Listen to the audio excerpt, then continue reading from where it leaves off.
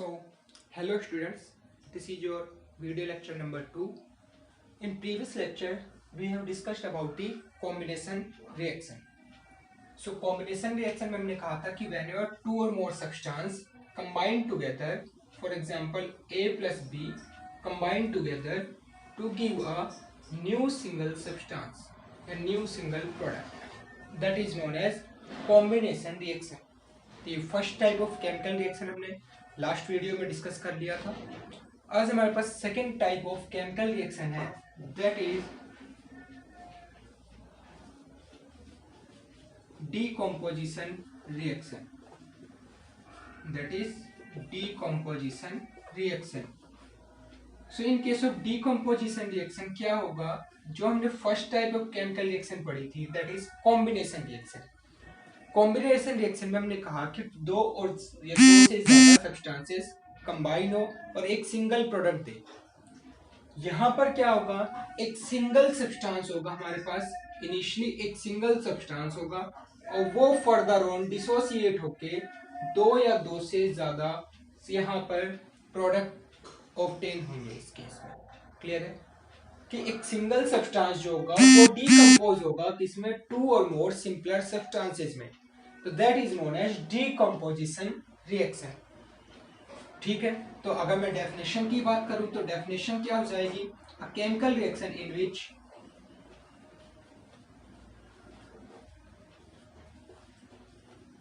a chemical reaction in which a single compound or substance is decomposed, or we can say that break down into two or more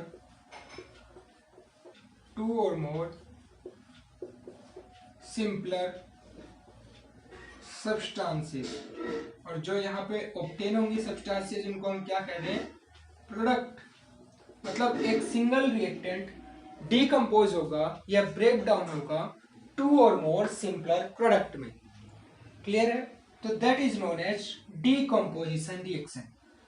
ये हमारी बात हो गई definition की. अब अगर बात करें, ये सब्सटेंस जो हमारे पास कंपाउंड गिवन है ए बी, ये अगर डीकंपोज हुआ मान लो ए प्लस बी में, क्या ये डीकंपोज अपने आप हो जाएगा या कोई एक्सटर्नल फैक्टर होगा जो इसको डीकंपोज करने के लिए मजबूर करेगा.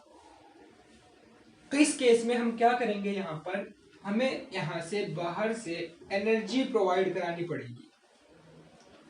जब ये एनर्जी ऑब्टेन करेगा तो इतनी इसको सफिशिएंट एनर्जी मिल जाएगी कि ये अपने आप को डीकंपोज कर देगा टू और मोर सिंपलर सब्सटेंसेस में. It means we can say that in case of decomposition reaction there is absorption of energy, and such reactions where absorption of energy is occurred, those are known as endothermic reactions. It means हम यहाँ पे क्या कह रहे हैं कि अगर कोई सब्सटेंस डीकंपोज होगा, मान लो ए बी सब्सटेंस है, वो ए प्लस बी में डीकंपोज हो रहा है, तो डीकंपोज होने के लिए हमें वहां से बाहर से एनर्जी प्रोवाइड करानी पड़ेगी. अब वो एनर्जी किस किस फॉर्म में हो सकती है उसकी बात करेंगे अभी. और ये बात होती है कि अगर एनर्जी यहाँ पे एब्जॉर्ब कर रहा है तो इट मींस वो रिएक्शन कैसी होगी, that is endothermic in nature. So we can write it down as in this type of reaction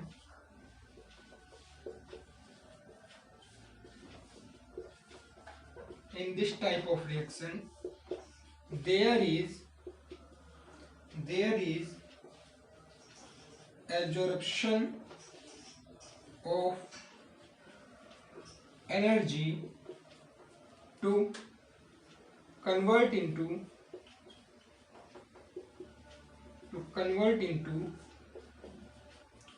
two or more simpler substances.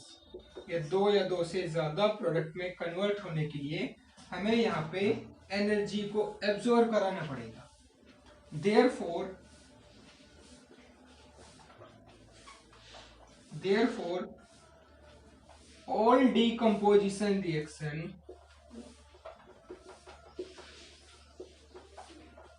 therefore all decomposition reactions are endothermic in nature. It means we can say that all decomposition reactions are endothermic in nature because यहाँ पे energy absorb हो रही है। Endothermic का मतलब energy absorb होगी। तो it means we can say that all decomposition reactions are which type of nature? Endothermic in nature।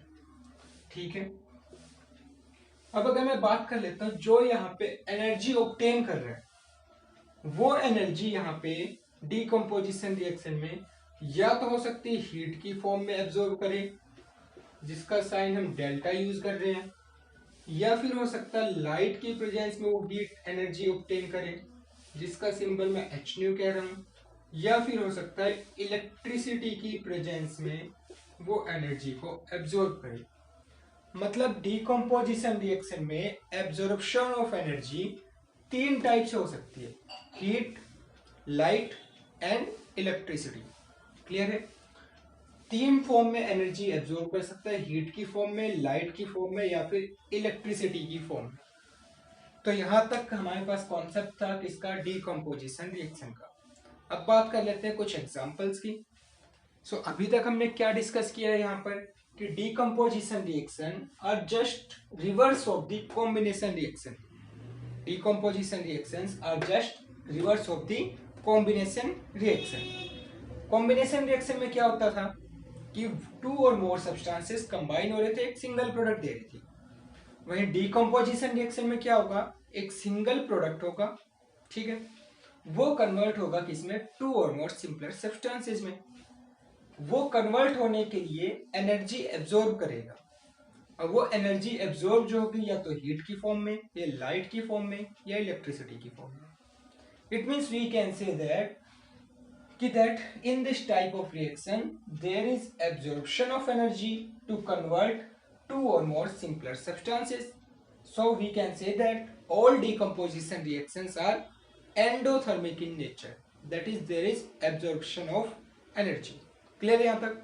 अब बात कर लेते हैं कुछ एग्जाम्पल्स की जहां पे हम हीट, लाइट या इलेक्ट्रिसिटी की बात करेंगे कि कैसे डीकम्पोजिशन होगा। लाइक मैं यहाँ पे इनिशिएट करता हूँ हीट की प्रेजेंस में। कुछ रिएक्शंस है जो हीट की प्रेजेंस में डीकम्पोज हो रही है, उनका डीकम्पोजिशन देखते हैं। लाइक हमारे पास है KClO3 पोटेशियम क्लोरेट। ये पोटेशियम क्लोरेट यहाँ पे डीकम्पोज होगा पोटेशियम क्लोराइड प्लस ऑक्सीजन में। KClO3 डीकम्पोज होगा KCl प्लस O2 में। एक बार इस रिएक्शन को बैलेंस करते हैं। यहाँ पर 3O2 है, यहाँ पर O2 है। अगर मैं इसको फर्दर ऑन यहाँ पे 2 से मल्टीप्लाई कर दूं, दैट इज 2 KCl होगा, तो 2 KCl, 2 इंटू 3 6 ऑक्सीजन, और इसको 3 से मल्टीप्लाई कर दूं तो ये डीकम्पोजिशन क्या कहलाएगा? इसको मैं थर्मल डीकम्पोजिशन भी कह सकता हूँ। हीट की प्रेजेंस में जो डीकम्पोजिशन हो रहा है इसको मैं थर्मल डीकम्पोजिशन भी कह सकता हूँ।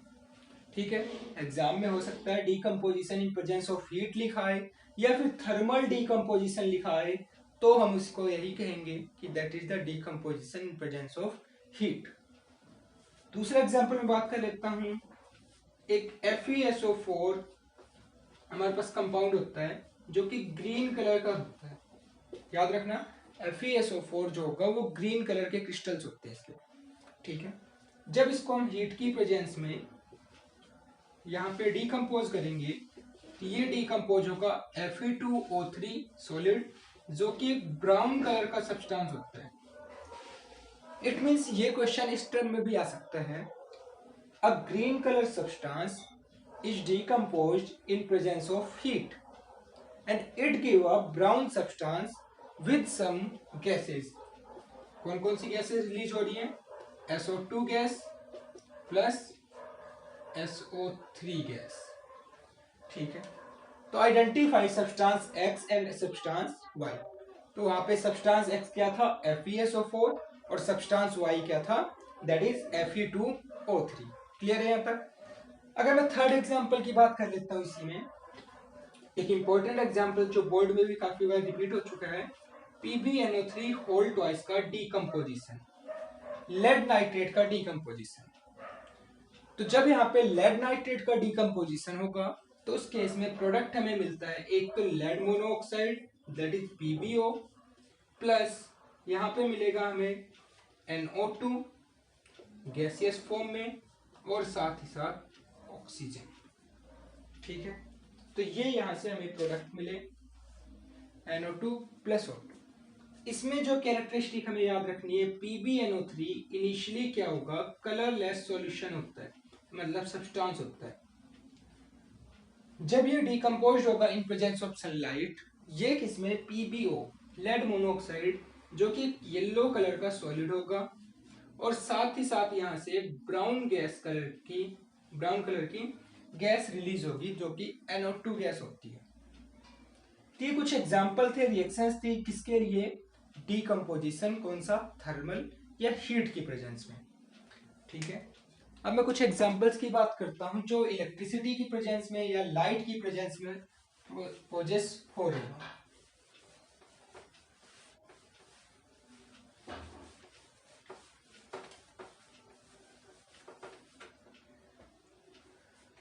अगर मैं बात कर लेता हूं लाइट के डीकम्पोजिशन,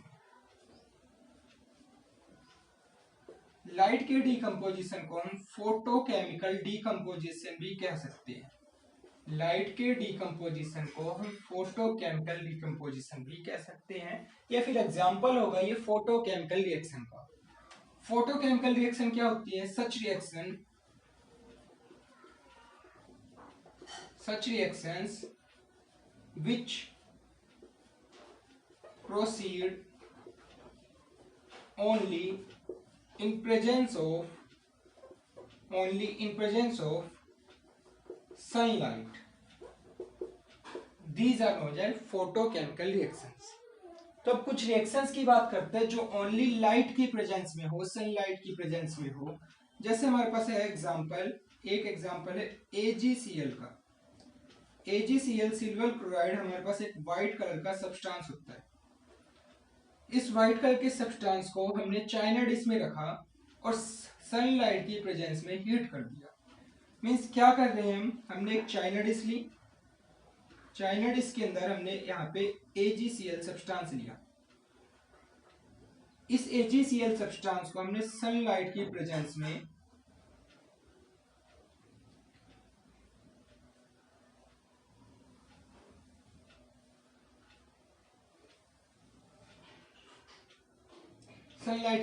यहाँ पे इसको हमने लीव कर दिया। जैसे सनलाइट इसमें पास होगी, ये सब्सटेंस धीरे धीरे डिकम्पोज होने लग जाएगा कि इसमें सिल्वर प्लस क्लोरीन, यहां से ओनली ग्रे कलर में कन्वर्ट हो जाएगा। यहाँ पर कैसा था, ये व्हाइट कलर, और ये कन्वर्ट हो गया ग्रे सब्सटेंस में। इट मींस जो AgCl होगा यहाँ पे, ये डिकम्पोज हो गया किसमें, Ag जो कि सिल्वर है वो ग्रे कलर की या सिल्वर कलर जो होता है that is, and Cl2 gaseous form में रिलीज हो गई। Ag जो ऑब्टेन हुआ हमें सॉलिड फॉर्म में। इस रिएक्शन को बैलेंस करना चाहिए, इस साइड हमारे पास प्रोडक्ट साइड क्लोरीन 2 है, जबकि रिएक्टेंट साइड क्लोरीन 1 है, तो इसको मैं 2 से मल्टीप्लाई करता हूँ।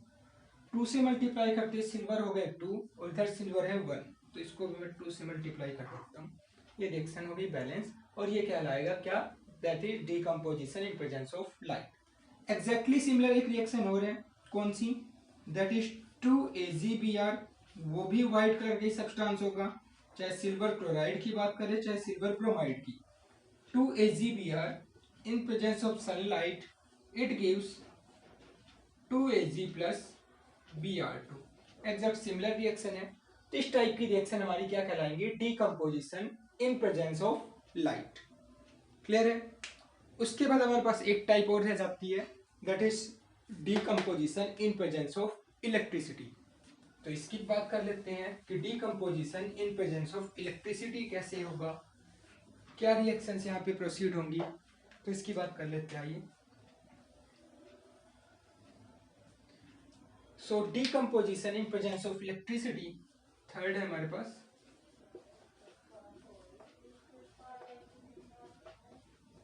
इलेक्ट्रिसिटी की प्रेजेंस में। तो इलेक्ट्रिसिटी की प्रेजेंस में हमारे पास जनरली एक दो टाइप की रिएक्शंस होती है, जैसे कि अगर मैं कहता हूँ इलेक्ट्रोलाइसिस ऑफ वाटर, तो जब भी वाटर का हम इलेक्ट्रिसिटी की प्रेजेंस में इलेक्ट्रोलाइसिस कराते हैं, ये डिकम्पोज हो जाएगा किसमें, H2 प्लस O2 में। ठीक है, H2O इलेक्ट्रोलाइसिस कराने पे डिकम्पोज होगा H2 प्लस O2 में। So in case we have oxygen 2 on product side, so we have to multiply reactant by 2 and H2 by 2. So that is the reaction balanced reaction for the electrolysis of water. In this case generally अगर मैं electrolysis की बात करूँ तो किस type से होगा, हमारे पास एक कंटेनर है जिसके अंदर कुछ इलेक्ट्रोलाइटिक सॉल्यूशन है। इलेक्ट्रोलाइटिक सॉल्यूशन वो होते हैं जो इलेक्ट्रिसिटी को अपने थ्रू पास होने दें। ठीक है, इसके अंदर हमने दो मेटल की रोड इमर्ज कर दी और दोनों मेटल की रोड को हमने कनेक्ट कर दिया यहाँ पे बैटरी के साथ। ठीक है, दोनों मेटल की रोड को हमने यहाँ पे कनेक्ट कर दिया बैटरी के साथ। जैसे बैटरी के साथ कनेक्ट करेंगे, करंट यहाँ पे सर्किट में फ्लो होने लग गया और इसके अंदर क्या होंगे, जो बैटरी के नेगेटिव टर्मिनल से कनेक्ट है तो उस पर नेगेटिव चार्ज हो जाएगा, बैटरी के पॉजिटिव चार्ज से कनेक्ट होने वाले इलेक्ट्रोड को पॉजिटिव चार्ज आएगा। जो पॉजिटिव चार्ज इलेक्ट्रोड है उसको हम क्या कह रहे हैं, एनोड, और नेगेटिव चार्ज इलेक्ट्रोड को हम कह रहे हैं कैथोड। ठीक है, कैथोड पे है नेगेटिव चार्ज, तो कैथोड किस टाइप के आयंस को अट्रैक्ट करना चाहेगा, पॉजिटिव टाइप आयंस को, दैट इज कैटायंस को। तो कैटायंस इस पे जाके यहाँ पे डिस्चार्ज होंगे और एनायंस एनोड पे जाके डिस्चार्ज होंगे। इट मीन्स इन दोनों में से यहाँ से H पॉजिटिव रिलीज हो रहा होगा, H पॉजिटिव पे कैसा चार्ज, पॉजिटिव, तो वो किस पे जाके लिबरेट होना चाहेगा, कैथोड पे। इट मीन्स हम कह सकते हैं इलेक्ट्रोलाइसिस ऑफ वाटर के टाइम जो हाइड्रोजन गैस होगी वो कैथोड इलेक्ट्रोड पे लिबरेट होगी। ठीक है, तो इस टाइप का भी क्वेश्चन हो सकता है कि क्या कि electrolysis, during the electrolysis of water hydrogen gas liberate eight which electrode, so answer is the cathode. दूसरा मैं कहता हूं डिकम्पोजिशन रिएक्शन NaCl का। जब NaCl का डिकम्पोजिशन होगा तो इस केस में देखो ये डिसोसिएट होगा किसमें, Na सॉलिड में प्लस Cl2 गैसेस में। ठीक है, इसको मैं बैलेंस करना चाहूँ तो दैट इज 2 and 2। इस केस में भी अगर पूछा जाए कि Na या Cl2 गैस किस इलेक्ट्रोड पे लिबरेट होगी, so in case of chlorine gas, chlorine पे कैसा चार्ज होता है, क्लोराइड आयन हमारे पास रहेगा नेगेटिव चार्ज। तो क्लोराइड आयन नेगेटिव चार्ज किस पे मूव करना चाहेगा, नेगेटिव चार्ज पे या पॉजिटिव चार्ज इलेक्ट्रोड पे, ऑब्वियस सी बात है पॉजिटिव चार्ज इलेक्ट्रोड पे। It means Cl2 gas liberate होगी किस पे, एनोड पे, और सोडियम डिस्चार्ज होगा किस पे, कैथोड पे। तो इस तरह से हमारे पास रिएक्शन थी डिकम्पोजिशन रिएक्शन, जिनमें हमने कुछ पर्टिकुलर एग्जांपल किए, किसके बारे में, हीट के बारे में, लाइट के बारे में और इलेक्ट्रिसिटी के बारे में। हमने ये भी सीखा कि ऑल डिकम्पोजिशन रिएक्शन कैसी होंगी, एंडोथर्मिक इन नेचर। सो अब नेक्स्ट वीडियो में बात करेंगे किसके, डिस्प्लेसमेंट रिएक्शन के बारे में। डिस्प्लेसमेंट रिएक्शन में क्या होगा, उसमें एक more reactive substance less reactive substance को डिस्प्लेस कर देगा। ठीक है, अब वो डिस्प्लेसमेंट किस बेसिस पे होगी वो हम नेक्स्ट वीडियो में डिस्कस करते हैं। तब तक के लिए थैंक यू।